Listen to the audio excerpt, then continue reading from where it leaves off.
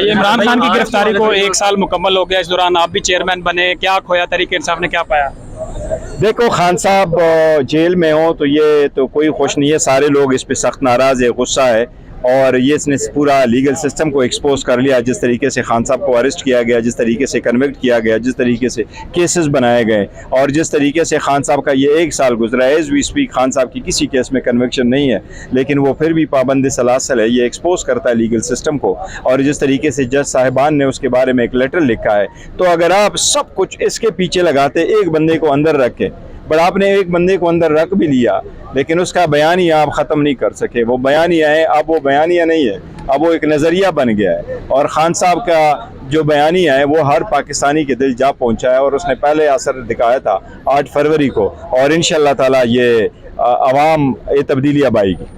रात के वक्त जो मुझे नोटिफिकेशन भेजा गया, और मैंने कहा था कि ये हो सकता है कि ये फेक हो, क्योंकि ना मुझे नोटिफिकेशन का पता था, न कमेटी का पता था, न डिसीजन का पता था, न खान साहब की हिदायत का पता था।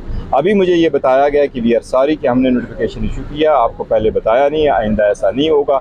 ये सेक्रेटरी जनरल साहब ने भी कहा है, ये एडिशनल सेक्रेटरी जनरल साहब ने भी कहा है, लेकिन एक ऑर्डर ये कहते हैं कि खान साहब के हिदायत भी हुआ है। खान साहब से उसके बाद मेरी मुलाकात नहीं हुई, क्योंकि मैं जिस दिन चला गया तो वो केस एडजर्न हो गया, तब खान साहब की मुलाकात होगी इंशाअल्लाह ताला। आप ये समझते कि शेर अफजल मरवत ने एक मुश्किल वक्त में पार्टी का साथ दिया और पार्टी के लिए कारकुनान को बाहर निकाला? नहीं, देखो वो बिल्कुल उसने साथ दिया हुआ है, वो एक अलग बात है, लेकिन देखो एक नोटिफिकेशन का आप जिक्र कर रहे हैं, तो मैं ये आपको कह रहा हूँ, नोटिफिकेशन के हद तक मैंने आपको बताया खान साहब से मुलाकात होगी। कब मुलाकात कर रहे हैं सर? तो करेंगे वापस आप? देखिए, खान साहब जो हिदायत देंगे उसके मुताबिक करेंगे। जिस वक्त मेरे पास नोटिस में लाया गया, मुझे बिल्कुल नोटिफिकेशन का नहीं पता था, डिसीजन का नहीं पता था, खान साहब के इंस्ट्रक्शन का नहीं पता था कि इतनी जल्दी में क्यों करे ऐसा हुआ।